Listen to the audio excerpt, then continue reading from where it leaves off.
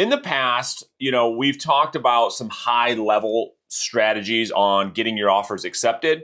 Today, I've asked my good friend, Mr. Steve Frost, our lender of choice with National Mortgage Funding, to help navigate this conversation I want to go really super deep on really 3 areas on helping you get your offers accepted as we move into 2022. I still think that we are going to be in a lot of multiple offer situations. If you don't watch Steve and I's market updates, multiple offers in 2021 made up for about, I think, 70% of every offer submitted in 2021, which was absolutely insane. That number last month in November dropped to just under 61%. So still over 50% of every single offer is competing with other offers. So I thought it would make sense that we're still in this environment to give you some tactics and strategies to navigate this to win more offers for your buyer. So let's jump into it. Today's training is probably going to be right around 35 minutes probably, unless you guys have additional questions at the end. So the first thing that I wrote down on my notes was, what is the mindset that I have when I know I'm writing an offer in a multiple offer situation? And that is this. The thing I wrote down was, my first goal is to sell. I have to sell the listing agent first. I have to make an impact with the listing agent first, because that listing agent is going to communicate with their seller on my behalf. And I think so many agents are missing this point because you don't get direct access to the seller, right? You're going through another human being. So the thing I wrote that on my notes was, the things you want to communicate to the listing agent is, obviously you're going to talk about your offer, but you need to sell the buyer, the offer, and the lender. Because what we're trying to do is make our offer, the perception of our offer, our buyer, ourselves, our lender, as the obvious choice for the seller. It's up to us to communicate that to listing agents so that we give listing agents enough information to communicate that to the seller. The listing agent, if you don't give them enough information, how in the world do you expect to win the offer for your buyer? So you have to first sell that listing agent. You have to make an awesome impression, a huge impact with that listing agent. We're going to talk about what that looks like in just a second. So step 1 in winning offers is first contacting the listing agent for a specific reason. 1, you want to let them know that, hey, I'm working an offer. I understand there's a multiple offer situation. We're working on our offer. And you want to set an expectation with the listing agent as to when they can expect your offer. And then more importantly, on that phone call, Kim, Scott, Bethany, you need to ask the listing agent, outside of price, what is the most important thing to the seller? You have to have that information so that you know how to structure the offer with your buyer, putting them in the best position possible to win that offer. So that's step number 1. Very simple, but a lot of people don't do it. Today's training, I'm going to bypass some of the things we've talked about as far as like writing larger EMDs and love letters. I'm going to keep that aside for today. We're going super deep, super tactical. So step number 2, I want to spend some time here is structuring the offer. And this is where I brought my good friend, Mr. Frost, onto the training today, because I want to talk about price versus payment. Look, you're getting a round of applause. Look at that, Frosty. What do you think about that? Donna. I know. So the first thing we have to talk about is price versus payment, okay? When we start working with a buyer, what is the buyer focused on most of the time? Put it in the chat. Do you think they're more focused on price or payment? What do you guys think? Put it in the chat. I got to wake you guys up, get you guys engaged a little bit so you don't fall asleep. Just throw that in the chat. In my experience, all buyers care about is, what is the price? What is the price? What is the price? What should buyers care about? I say this at almost every single training. Payment. Thank you, Kim. Payment. It's our job. If we call ourselves an expert, yeah, Donna hit it. It's monthly payment and cash due at closing. Cash due at closing. These are the only two things. The buyers don't know what they don't know, and you can't get mad at them if they don't know it. So it's up to you. It's your job to communicate, what does the price mean in terms of payment? So watch, let me paint a picture for you. You're writing an offer on a multiple offer situation. The list price for the house, Steve, this is going to be for you, is $350,000 as an example. Well, when you communicate to a buyer, certainly a first-time home buyer, and you say, hey, we probably need to offer over the asking price to get this, they get all weirded out. They get all scared. When you say, hey, we probably need to go in at like 360 or 370, they're like, I can't do that. But wait a minute. Let me explain to you as the agent what that means in terms of payment. So when you go and communicate with your buyer, you're saying, hey, here's my recommendation is that we structure the offer this way, and here's what this means to you. And then the buyer says, holy shit, that's all that means? So let me give you some context. Mr. Frost. Yes. $350,000 loan. Let's just say we're going to use today's example using 10% down as an example. And let's give me a payment on $350,000 just as an example with 10% down. So, hang on. You got those two calculators fired up over there, don't you? I do, but I had to look up my PMI calculator too. That one requires brain. Well, so that payment at 370 with 10%. You're asking 370 or 350? 350 first. I want to give context. Don't worry about PMI right now. I just want the principal and interest payment. 1180. All right, now let's look at what would happen. The same rate, same down payment at 370 as an example. Good in there. Hang on, I got myself all thrown off. No problem. 1247. All right, give me the diff. 67. All right, do you guys get it? Do you get it?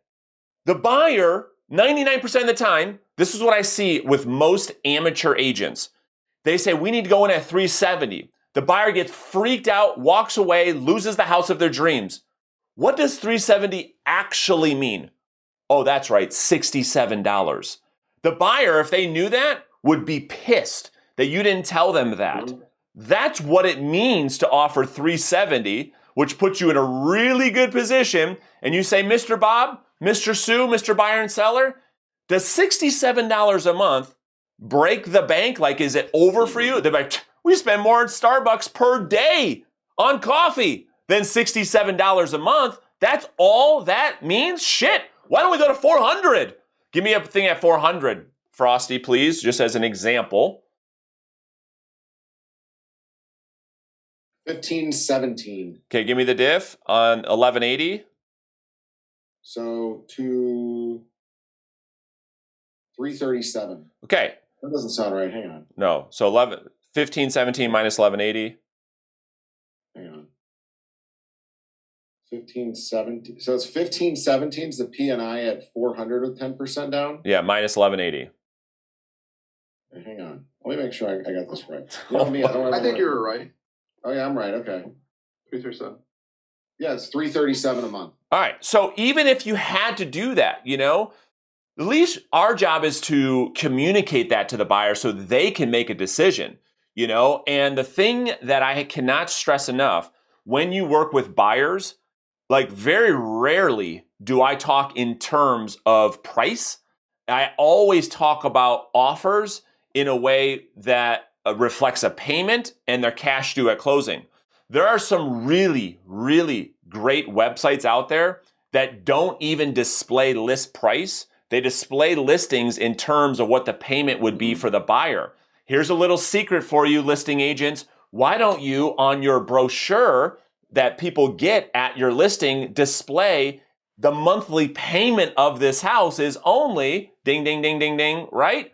That's different. That means something different to a prospective buyer than this huge, shocking sticker of a price. Okay, this is like some marketing 101. All right, so go ahead, Steve. You want to add something to that? No, Okay. you're right on. All right. So the other thing is I just want to look at, and I don't want to get too much into this right now, but I do want us to spend a little bit of time calculating. I want to look at down payment as an example. I want to look at down payment for a second. All right. I want to look at this making two arguments, Steve.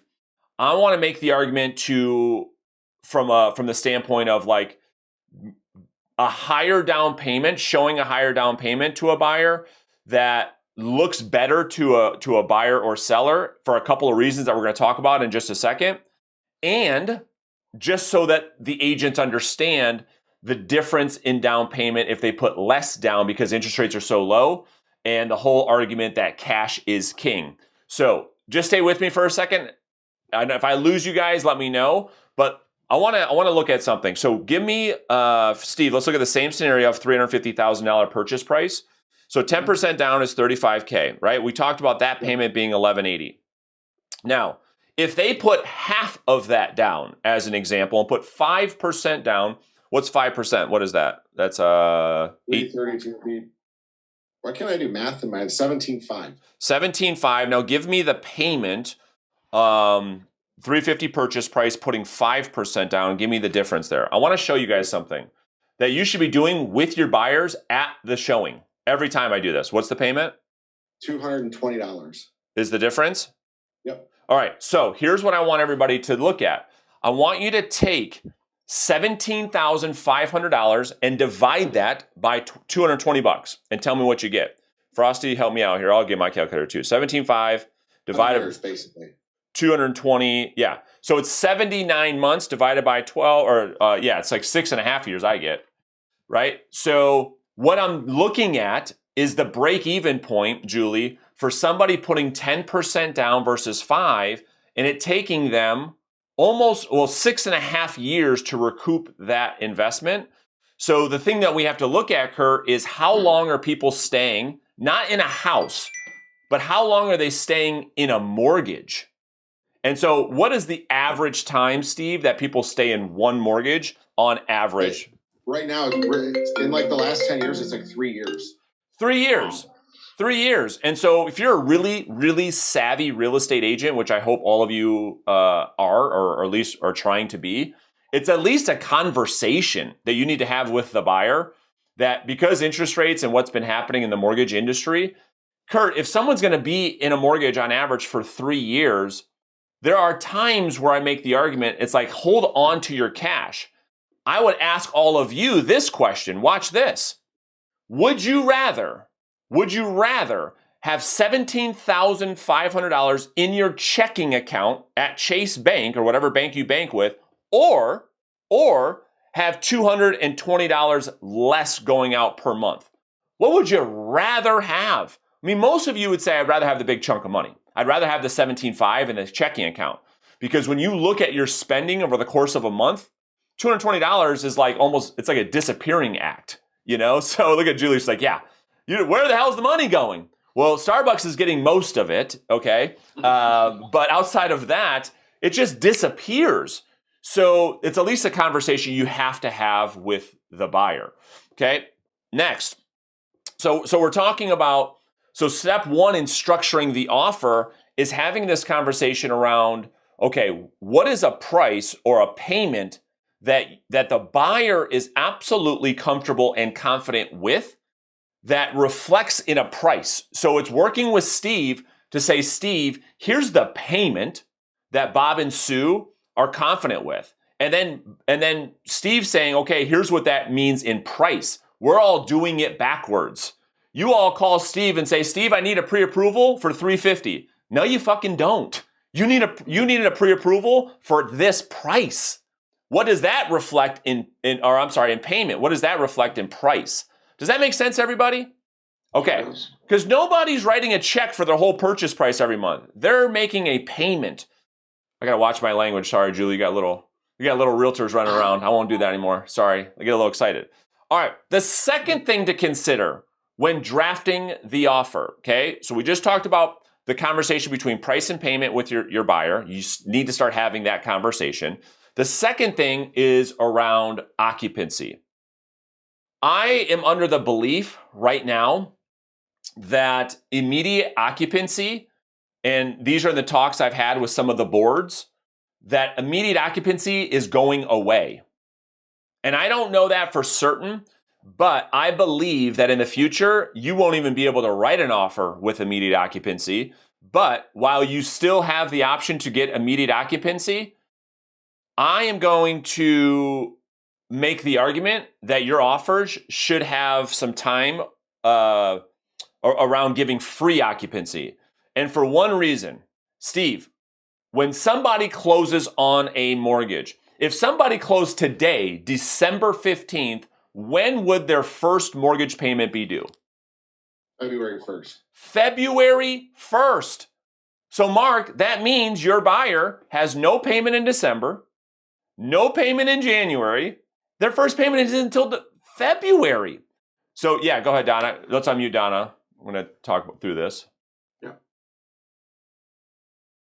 Okay, and Brandon, this might be for another call because this is about how to win an offer. Mm-hmm. But let's put this in a follow-up because I did have one where we waived the free occupancy, and I always have a damages deposit when we do that. So it's probably $2,000 or $2,500. The people then weren't going to move out on time. Yeah. You know, it says you're going to pay double your daily rate. Yeah. Daily rate's 0. Yeah. 2 times 0, 3 times 0. 0. Yep. So that's something, let's talk about that. I mean, thankfully I resolved that one, but for another topic, I think it's good for us to learn more about this whole thing on occupancy, giving it free, and what does that mean to our buyers potentially? Yeah, absolutely. Yep. And I think it's a great topic, Matt. So just mark that down. Is like protecting the buyer, right? So yeah, great thing to consider. So as far as like, I just want people to know how mortgages work. And most new realtors don't, like they don't understand that you don't have a mortgage payment until 45 days later. Well, I really want to offer this up. I want to know from somebody that people love to challenge people and say, well, what about this? And what about this? And what about this? Donna just did it to me, right? But in reality, can somebody give me a downside to offering 2 weeks free occupancy to a seller? Is there any downside that you guys can think of?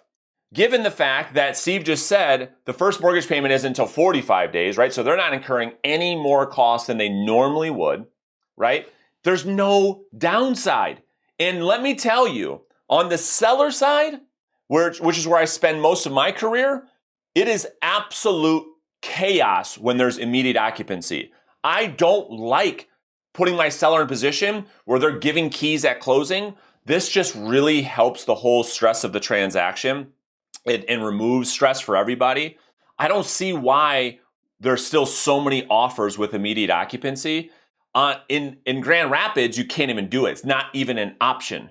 So that board has removed that altogether. There is no immediate occupancy. And again, I told you guys I've been in conversation with our boards. I believe that will change here in the next year or so as well, because it's too stressful for the transaction and it's unnecessary stress. So the point here is in step number 2 is when it comes to occupancy, not only do you give it to the seller, but what a great way to help your offer become more of the obvious choice.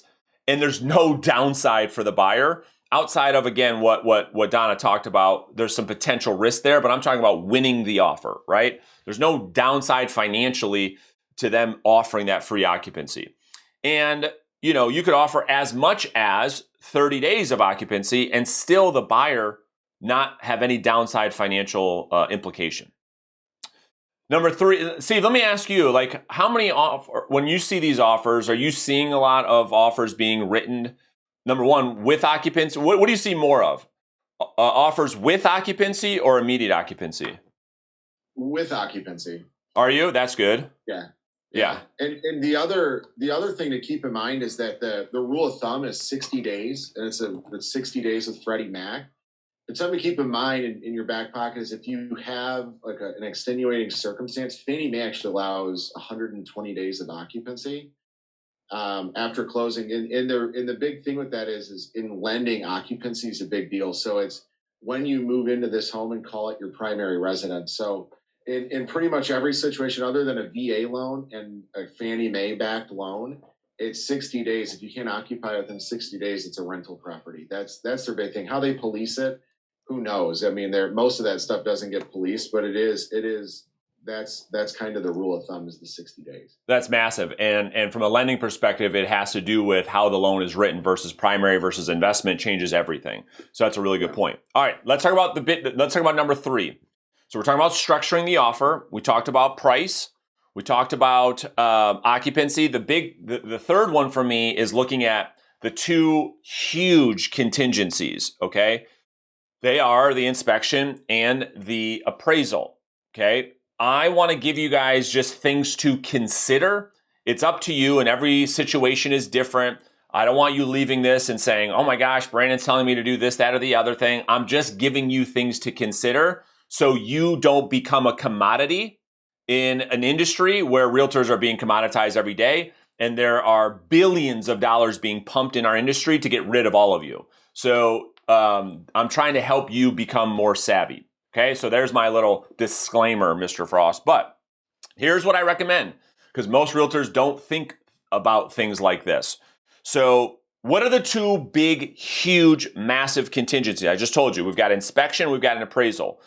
Well, what if there was a world that you could write the offer and waive both contingencies while protecting the buyer at the same time?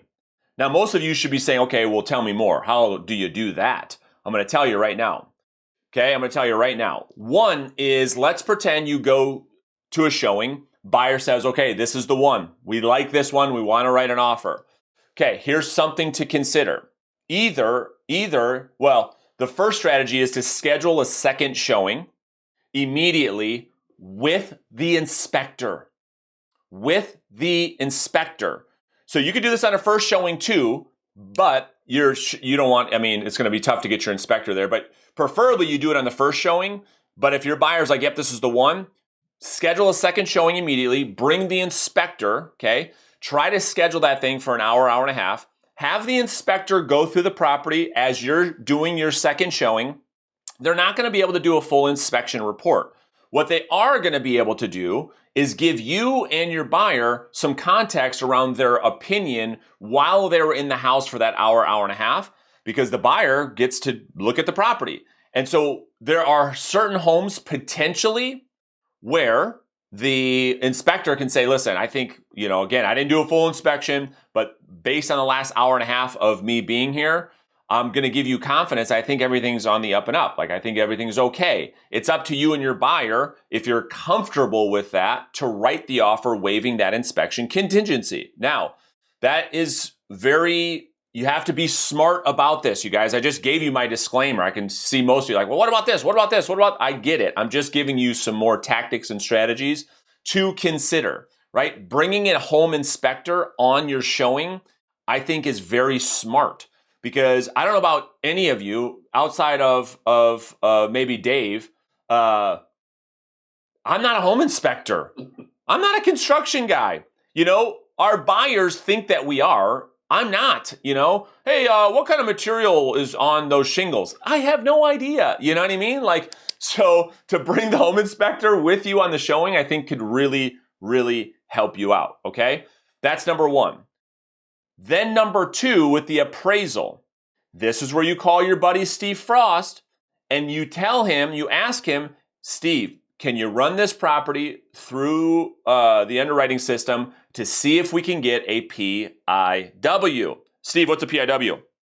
Property inspection waiver. Okay, if you guys are not doing this every single time, you are doing your buyer a huge disservice, massively, massively big disservice, because here's what could happen. You could call your boy Steve. Steve said, hey, dude, running the property through underwriting with these terms and this offer and all of these different things, you don't need an appraisal. You don't even need one. So now you can go into the offer waiving the appraisal contingency, which is the huge point of contention, all together by making a phone call. Steve, what do you want to add to that? Got to have 20% down. Yeah, that's the So big one. 20% down. The other thing with that is, and we did this for a client of Brandon's. We ran it through at they were offering above the asking price, but I could only, and it was almost like the same terms. It was like 375, but it was listed at, it was one of Donna's houses. It was, yeah. We got the appraisal waived. And I got the appraisal waived at a certain appraised value, but not at the purchase price. So then we just told them, hey, you got to put down your 20% plus an extra like 6,000, and we don't have to do an appraisal at all. So that's such a good point. Sometimes I can work because it goes off the appraised value. Now, so in the lending world, when you enter in your purchase price and your appraised value. So you can, if you get that waiver at a lower value, I mean, it's up to the client, right? Like, are you comfortable writing this check for this amount? Yes. If you really want the house, we can do it this way, and we can waive that appraisal and improve our chances. So let me appraised value. Yeah. So if you didn't catch that, what he just said was this. Here was the exact situation. We had a client who was going to write an offer on Donna's listing. We said, hey, we're comfortable based on payment to offer this much more than the asking price. We took that above asking price. We ran that through with Steve. We got that appraisal waived. So now the buyer's in such a better position because the seller and the listing agent, anytime you offer over asking price, what is the first thing the listing agent's going to ask you? What type of appraisal are you going to guarantee this gap? Well, imagine a world, Kim, you can go in and just completely remove all of those concerns by waiving it. And I'll tell you something. As a listing agent, I would much rather accept an offer with an appraisal waiver than appraisal guarantee. Much rather. Because there's still some uncertainties based on if the house still, like the appraisal is the biggest question mark outside of the inspection. To remove that from the table is so appealing to a seller, right? So that's the third thing I would consider when you're structuring your offer. Steve, I missed anything you wanted to add there? Something to add to that too. If you do go the appraisal guarantee route, and you have a client putting down like a 10% on the house and things like that, if the client loves the home, I tell them, they're like, hey, we want to put down 10%. I'll even foreshadow it on the call I have with them with their pre-approval is, if you're looking at a $350,000 home and you love it and you're putting down 10%, you can offer a $17,500 appraisal guarantee. And if it comes in low, we just flip to a 5% down loan rather than a 10% down loan. And their cash out of pocket's the exact same thing. It's just going to a different bracket of the loan. And they've got that appraisal guarantee that I can, when that listing agent, when I talk to them about the pre-approval, I can say, I've confirmed the funds, whether they use it for the 10% down or for a 5% appraisal guarantee. So that's just another thing you can use their funds for. I mean, and Brandon knows, that's why he makes fun of me for disclaimers. Like, I'm really clear with clients, like, hey, this is something you can do. This is what the payment's going to be. This is an option if you find something you love. Because I tell them all the time, I'm like, your payment you're comfortable at is like $350,000. I guarantee you're going to find a house on Zillow at $400,000, and you're really going to want that. So every $5,000 more you finance is $20 a month, and every $5,000 more, you go up in value. If you're putting 10% down, is $500 more. You go through all these numbers with them, and I'll do the same thing with that with changing the appraisal guarantee. Because a lot of times, like we just figured out here, you're financing $17,500 more. That's literally, it goes back to, it's like $16 a month or $60 a month. It's not the end of the world. And they get their house, and their cash out of pocket is the same. Because sometimes that's the biggest monkey in the room. Yeah. Is that cash down. That's right. And we go back to the beginning of the training. It's monthly payment, cash at closing, not just down payment, right? Buyers also think, well, I'm putting $10,000 down. Yeah, what about the closing cost? Oh, I didn't think about that, right? So Kim's question, Steve, is how long does it take for you to submit a property through the underwriting system to get a potential PIW? If I have the pre-approval Monday through Friday, it can be like 15 minutes. It's on a Saturday and you catch me washing the ride or walking the dog, you have to wait till I get home. There you go. So it's very quick though, Kim. So Steve just needs a property address and a little bit of information from you, and then he can submit that right to the underwriting system and pretty much get an instant. Is it instant? Like once you do that? Yeah. It takes just a few minutes. Yeah, that's beautiful. Okay, now let's go to step number 3. Let's talk about presenting the offer. Okay. Some unconventional ways to present offers, and I talked about. I mean, I give a lot of ways in which have worked for me. I also take into consideration what people are most likely going to do and most likely not going to do. So I dropped a lot of things off this training that people, agents, most likely won't do. And I'm going to give you only the things that I think you should and can do on every offer. And that is this. Excuse me. This is what you guys can all go get a free account through a company called Loom, Loom. It's called Loom. This will allow you to share your screen while it's recording your screen and show your face. And what I recommend that you guys do moving forward in 2022 is grab your lender. So grab Steve Frost. You both get on a video. You don't have to be in the same location, right? So Steve travels a lot. So I'm just kidding. He doesn't. He could be anywhere. You grab him. You do a video. You introduce yourselves. Okay, on the video, and then you go through the purchase contract. You go through the offer. Okay, this video email is going to go to the listing agent. That listing agent, obviously, we're trying to make an impact with him or her. They could potentially use that same video to use with the communication with the seller if they want. But this is really to the listing agent. So you make a video going through the purchase contract, the purchase agreement, so there's nothing missed. Okay, it gives you an opportunity to communicate and to compel to make your offer stand out. The lender, in this case Steve, has an opportunity to communicate the financing of the offer to the listing agent. So it's both you and your lender making this video, and now you send an email. It's a regular email. This is why Loom is so amazing. They don't have to click links. There's nothing weird. It's a real email, goes right in their inbox. And now there's a little video. You got your offer attached with a little video of you and Steve going through the offer and the pre-approval. Now, let me ask you a question. How many of you have ever received an offer like this before? Nobody. No one does this. And I'm telling you, you have to make an impression with these listing agents. So, because here's what I know about humans.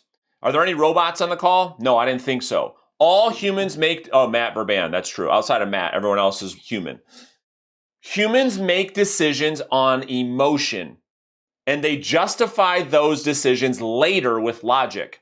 This is what I know about the human race. If I can get the listing agent emotionally involved with me and my buyer and my offer, I'm doing my buyer the best service I can. I'm going up and beyond what other agents are not willing to do or what they won't do. Like most of you won't do that. Like it's in one ear, out the other. I understand that. But for some, you'll actually do it and you will make a massive impact with the listing agent.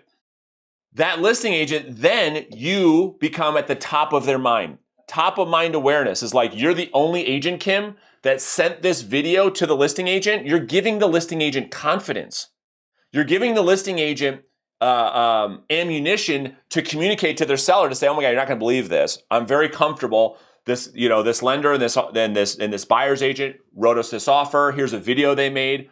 Because sellers are skeptical, and so are listing agent, and they should be, because they take a massive risk accepting that buyer's offer and taking that property off the market. I mean, that is a huge risk for the seller.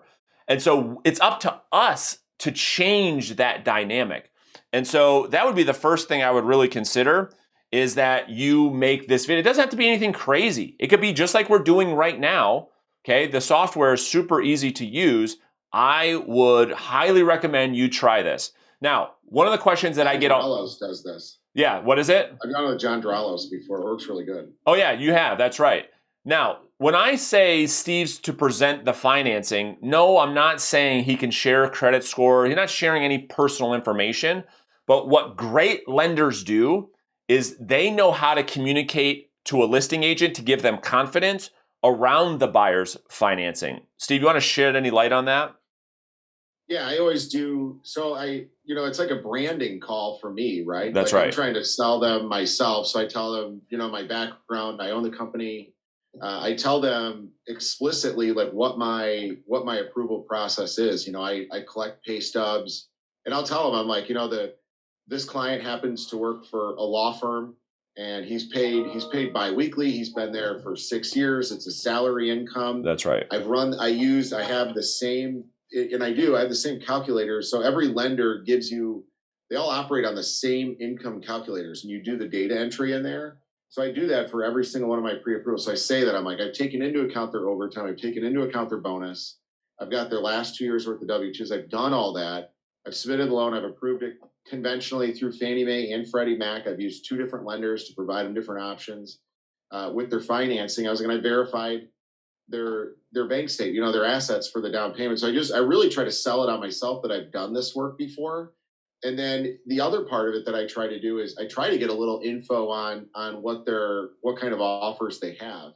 And because you're viewed as almost like a neutral party every now and then, and I would say probably 70% of the time, I'll get them to spill the beans on what's out there and what offers they have and what else they're looking for. It's a great point. And yeah, Donna, let's unmute Donna. So she said, hey, have Steve call. That's a no-brainer. If any loan officer that says I'm a good loan officer is calling the listing agent upon offer, that's a no-brainer. The video thing's the next level of that. But yeah, the approval call between loan officer and listing agent should be a non-negotiable with the loan officer you're working with. Go ahead, Donna. And that's the thing is, there's times I have trouble getting a hold of loan officers as the listing agent. So when someone articulate like Steve reaches out to them, and he'll probably get their voicemail initially, but then he can text them and say, please call me. I want to explain this amazing buyer. Well, every listing agent's interested in hearing about an amazing buyer, right? That's what right. makes them so amazing, we'll say. And then Steve can articulate that. So the fact of a loan officer reaching out to the listing agent, and I do get calls from many loan officers, but sometimes some of them I just can't even get a hold of. So that does make a difference, is having a great person on your team like Steve. Yeah, it's a great point. And Steve is the master of answering phone calls. He's like one of the only humans right now that doesn't hide behind phone calls. He just answers almost every single one. But anyway, I got it. That's my shameless plug for you, Steve. But anyway, the point is any decent listing agent is going to question the lender in their brain almost every time. Any decent listing agent should be doing that. And Donna's exactly right. Any decent listing agent, you better be reaching out to that lender before you even say a word to your seller. So we're trying to flip that dynamic and be proactive to have your loan officer partner be with you, make a video, make a call. But that is so critical. The days of you just sending an email with your offer and say, please confirm receipt, you're at the bottom of the list, buddy. You know what I mean? If that's all you're doing when you're submitting your offers to listing agents and you're in a multiple offer situation, you might as well not even send the offer. That's how strongly I feel about making an impact with the listing agent. Because here's the other thing. I told all of you that as humans, we're it's all about how you make people feel. And I'll tell you this. Approved by XYZ Bank by Bob Smith on a piece of paper does nothing emotional for anybody. I promise you that, right? So when you can bring some emotion to that and cause a feeling with the listing agent when they're talking to Steve, it's a whole different ballgame.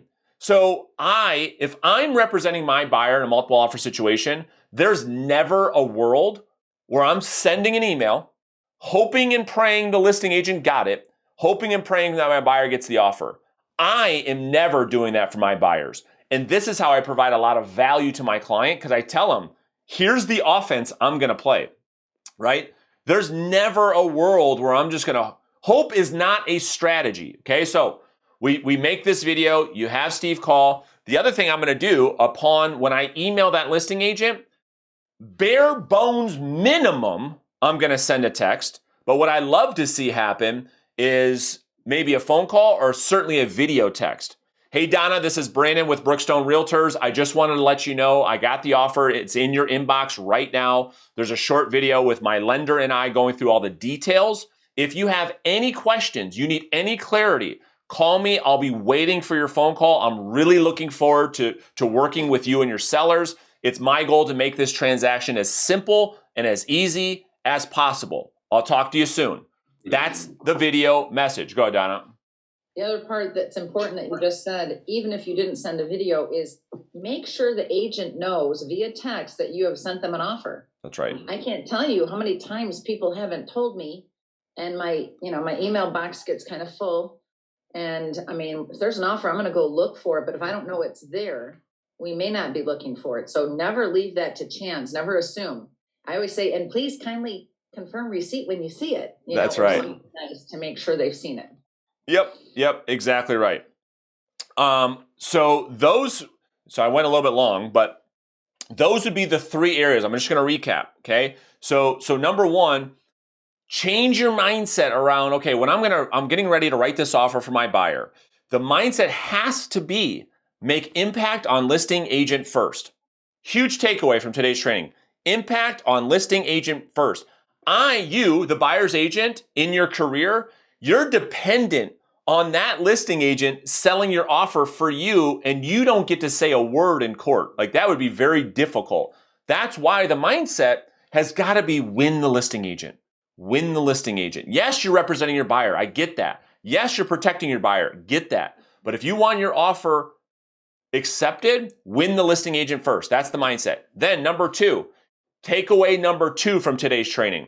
We've got to focus on payment and cash to close. All the buyer knows is price.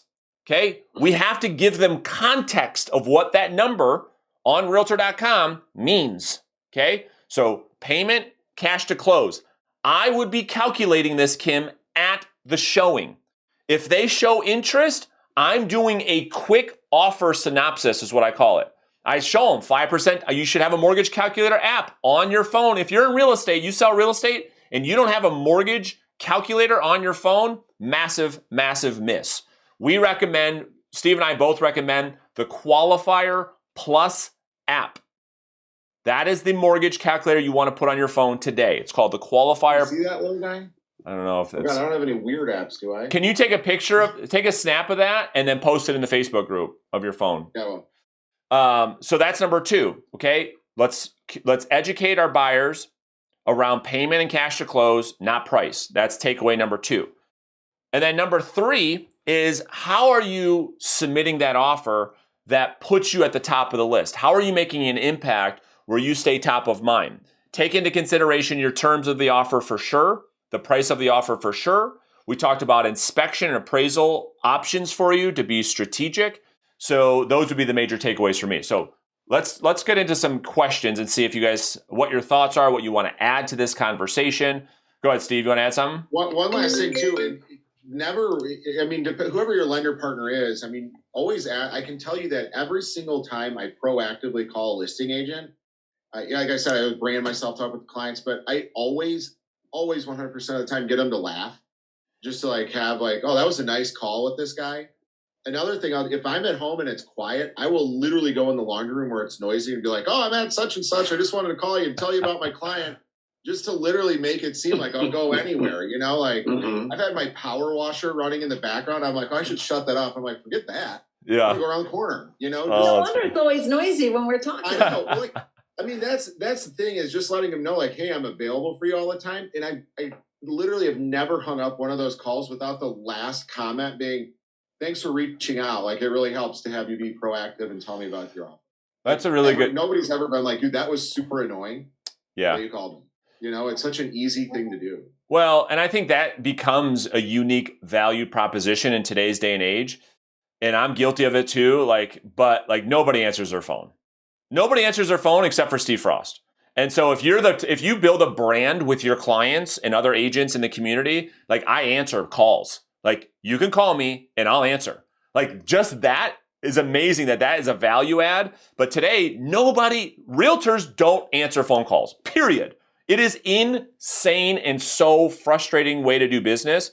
They don't answer calls. And guess what? They don't return phone calls either. Where I grew up and where Steve grew up, if we didn't return a phone call, Dan Gilbert would call you and fire you on the spot. No exceptions, no excuses.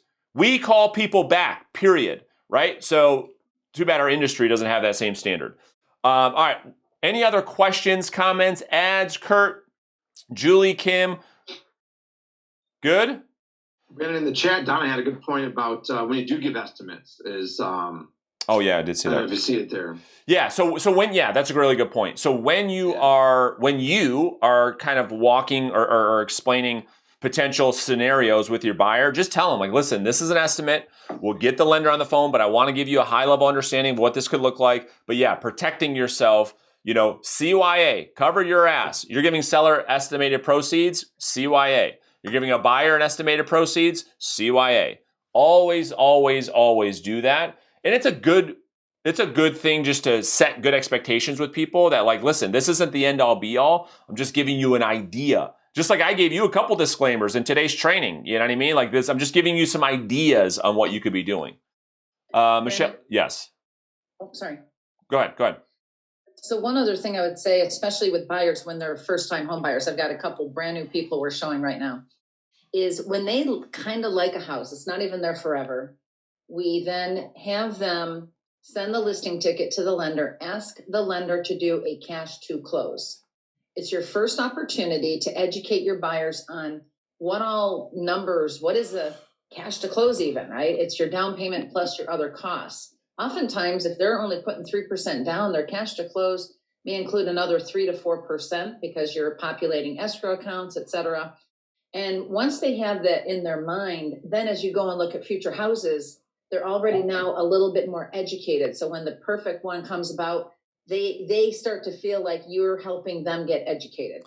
It's a great point. Yeah. I mean, yeah, I think the thing is like, it's a really good point. And so what we were trained to do and how I train people is like, when you schedule your showings, you're getting out, when you're ready to go schedule showings, just to that point, send the listing tickets to the lender. So that if one pops, you're like, all right, this is the one, the lender's already got the listing tickets. And the lender can also do what we call the PAL call. So on Fridays, we train loan officers to call buyers every Friday as a part of our system to talk about exactly what Donna's saying. To say, hey, it looks like you guys are going to see XYZ property. Just wanted to give you a cash at closing estimate, a payment estimate on these properties to see if one works, right? It's all about being proactive.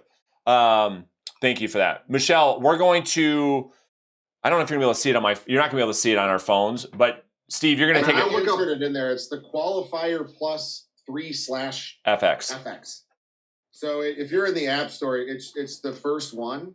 And anybody that buys that, I don't know if you want to do a Zoom or if you just want to call me and get to know me and hear a weird story, plus learn how to use that calculator, I will. It's really easy and it's really handy. Yeah, it is. Once you get to use it. I mean, you can use it to like, you're buying a new car, you can bust that. I do that when I do it too.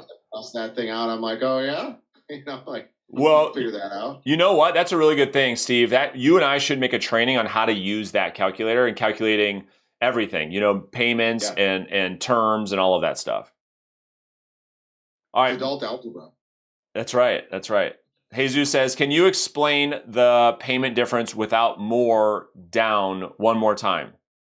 Yes. So I think you're talking about the appraisal guarantee with so if you have a client that's putting down 10% on a $350,000 house, that down payment would be $35,000. If a client and again, it takes work from a lender. I mean, and this is something any lender that knows what they're doing will tell you, like, hey, this is it. Like this is our number.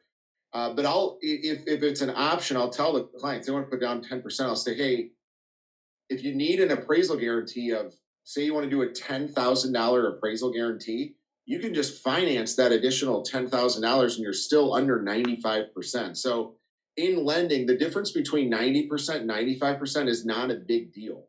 I mean, the PMI is a little bit more, but it's minor.